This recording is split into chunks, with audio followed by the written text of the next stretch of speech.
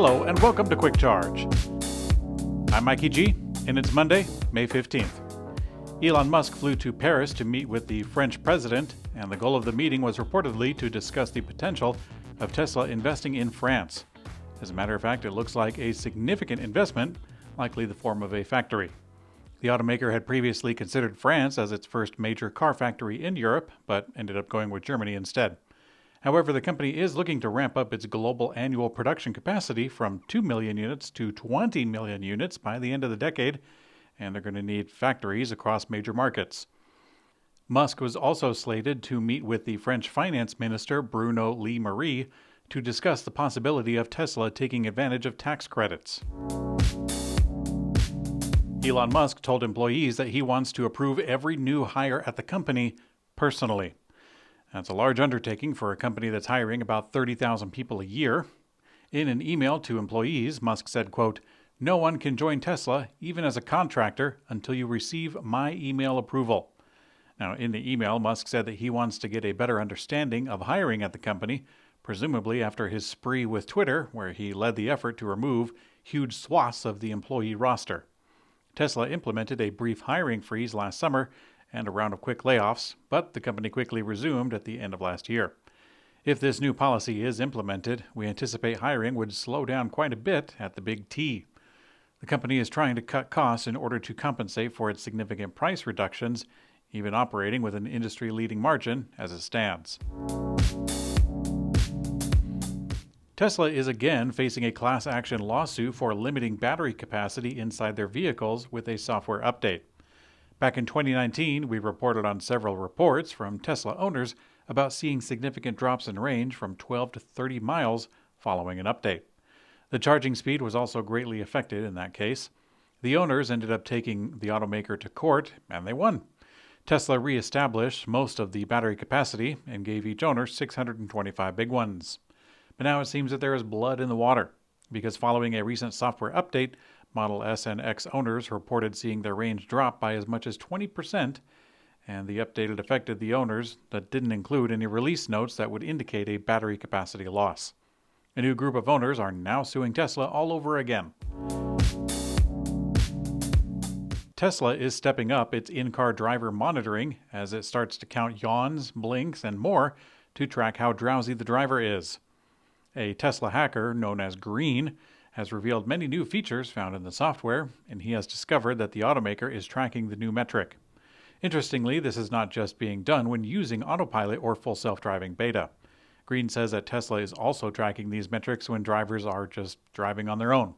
No information is available on what Tesla plans to do with this bit of observation, or what they plan to do if it passes any threshold. In Europe, Ford is releasing an electric vehicle that they're calling an SUV-inspired multi-activity vehicle, and I'm going to guess that they're using that because they're afraid to use the word minivan. The new e-Torno Courier looks a lot like the e-Transit Courier on the outside with a compact squared-off frame. The new electric multi-activity vehicle is due out in 2024 in Europe, and unfortunately there's no mention on whether it will come to the States, which is really too bad because I know a lot of people who are clamoring for an electric minivan. So far, I just have to tell them, hold out for the Volkswagen, which is not something I'm terribly comfortable with saying. Kia has announced a new price and lease incentive for the popular sporty hatchback, the EV6. This is more than likely a result of the vehicle losing access to the full federal tax credit in the U.S., which is done under the Inflation Reduction Act. Kia Finance America is offering up to $3,750 in bonus cash towards the purchasing of a new 2023 Kia EV6 for qualified buyers. And from now until July 5th of 23, Kia will offer a $7,500 EV lease bonus applied as a markdown on the initial cost of the vehicle.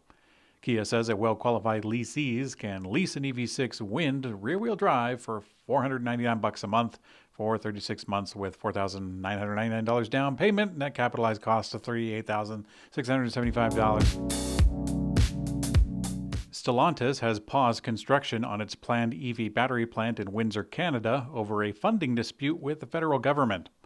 Last March, Stellantis and LG Energy Solutions revealed their plans to build the automaker's first large-scale electric vehicle battery plant in the Great White North, But now, according to a new report from BNN Bloomberg, Stellantis and LG have put an end to the plans.